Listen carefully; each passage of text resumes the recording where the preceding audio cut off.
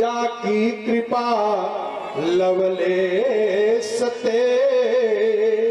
भगवान राम के कृपा से, भगवान श्याम सुंदर मदन मोहन श्री कृष्ण की कृपा से हमको ये ज्ञान प्राप्त हो पाया। क्या कहा? जाकी कृपा लवले सते, मति मंद तुलसीदास हूँ। अब क्या हो गए? तुलसीदास बन गए। जो प्राकारांतर में राधा रानी ही तुलसी बनी हुई है। तो कहा जाकी कृपा लवले सते, मति मंद तुलसीदास हूँ। अब ये तुलसीदास बन गए। और ध्यान दें, जरा सावधान हो जाएं भैया, बहुत सावधान हो जाएं। हमने कहा आप लोग जब रामचरितमानस पढ़ेंगे तो पहला कांड जो है, पहला सोपान जो है, ये दास्य भाव है, सख्य भाव है, शांत भाव है, वात्सल्य भाव है और गोपी भाव है, महाभाव है, फिर राधा भाव आ जाएगा। और जब जीव राधा भाव को प्राप्त हो जाता है, जब जीव महाभाव को प्राप्त हो जाता है, तो जो व्यष्टि है वो समष्टि बन जाता है, जो अंत वाला है वो अनंत बन जाता है, जो मिटने वाला है वो अमिट हो जाता है और वो विराट हो जाता है। जरा और ध्यान दे करके समझिएगा, बहुत सावधानी पूर्वक समझिएगा। अब जरा एक हम आपको गोपी भाव और राधा भाव को दर्शा रहे हैं, दर्शन करिएगा। भगवती अम्बा परम्बा जानकी जी अपने पति और देवर के साथ में जब जा रही है वन में, इसका अर्थ आप देखिएगा, आपको बहुत बड़ी बड़ी चीजें मिलेंगी। और एक भी भाव अगर समझ में आ गया, एक भाव देखो जरा, गोपी भाव में ले चल रहा हूं और राधा भाव में भी प्रवेश कराऊंगा इसी कथा के माध्यम से। गोपी भाव तक आप पहुंच पाओगे, अगर राधा भाव में पहुंच गए तो तुरंत ही दे सत्य फल प्रगट प्रभाव, तुरंत ही आपको आपके हृदय में आनंद की सागर लहराने लगेगा, अपने आप से आ जाएगा। देखिए जरा अद्भुत शैली देखिएगा, जो परंपरा से हट करके है। ऐसी भावाभिव्यंजना बहुत कम लोग कर पाएंगे, बहुत कम लोग। गोस्वामी जी ने किया है। भगवान राम, लक्ष्मण और भगवती अम्बा सीता माता जाती हैं, तो जब जाने लगती हैं यहां से, तो यहीं की अवध की जो देवियां हैं, माताएं हैं, देखो इस प्रसंग को इसलिए सुना रहे हैं कि आप लोग भी यहीं की हैं, जरा इतिहास में इतना देखें कि गांव की ग्राम बधूटिया भगवती जानकी को जब देखती हैं तो प्रणाम करती है और कहती है, निवेदन करती है, माँ नाराज मत होना, हम कुछ कहना चाहती हूँ, हम सब पढ़े लिखे कम हैं, अगर कुछ त्रुटि हो जाए तो जरा क्षमा कर दीजिएगा। सीता जी देख रही हैं और ग्राम बधूटियां, अवध की देवियां, भगवती, भास्वती, त्रिपुर सुंदरी, राजराजेश्वरी जानकी जी से कह रही हैं कि कोटि मनोज लजाव निहारे, अश्वमुखी कहूँ को अहि तुम्हारे। सावधान हो जाए। कहा अनंतानंत कामदेव के दर्प को दलन करने वाले जो आपके सामने साथ में जा रहे हैं, ये आपके कौन है? संबंध पूछ रही हैं, ये नहीं पूछ रही कि ये कौन है। अब सीता जी चक्कर में पड़ जाती है कि कैसे हम बताएं। क्यों? क्योंकि ये भगवान को नहीं पूछ रही है कि ये कौन है। कहा सुमुखी कहू को आही तुम्हारे, आपका और इनका संबंध क्या है? अब सीता जी चक्कर में पड़ गई। क्या भगवान अगर कोई साधारण होते तो बता देती, लेकिन अणोवणियान महतो महिया, भगवान अणु से अणु भी हैं और महतो महिया। अब कैसे बतावें? तो सीता जी अपने मन में सोच रही है। जरा देखें, गोपी भाव में आ जाएं तो सीता जी, और तो कई भाव इसमें,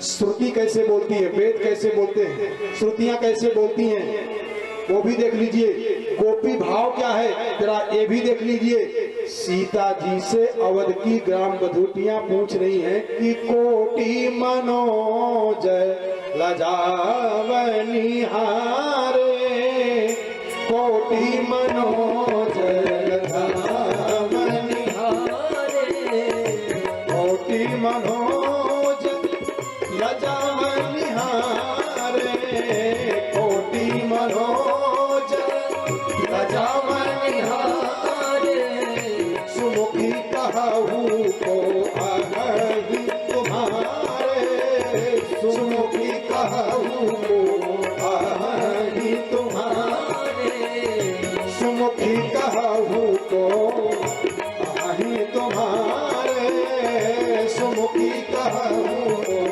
आहहि। अब जरा देखें भगवती सीता जी कैसे बोल रही हैं। पूछ रही हैं कि आप ये कौन है, आपका इनका संबंध क्या है। गोपी भाव जरा देखें, राधा भाव जरा देखें। तो सीता जी ने क्या किया, जैसे एक आदमी आया और एक बड़ा सुंदर मकान दिखाई दिया। उस आदमी ने एक कुआं पर एक औरत पानी लेके जा रही थी, उससे पूछा कि देवी जी ये मकान किसका है। उस औरत ने कहा कि जिसकी मैं बहू हूं उसी का ये मकान है। बेचारा चक्कर में पड़ गया। कहा आप किसकी बहू हैं, कहा जिसका ये मकान है। सीता जी से पूछ रही हैं कि ये आपके कौन हैं, ये कौन है पूछी होती तब तो बता देती, लेकिन कहा कि आपका इनका संबंध क्या है। तब सीता जी बता रही हैं, कहा कि सहज सुभाय सुभगतन गोरे, और नाम लखन लघुदेवर मोरे। लक्ष्मण जी का परिचय बता रही है। वो जो बड़े सीधे साधे बैठे हुए ना गोरे वाले, ये हमारे छोटे वाले देवर हैं।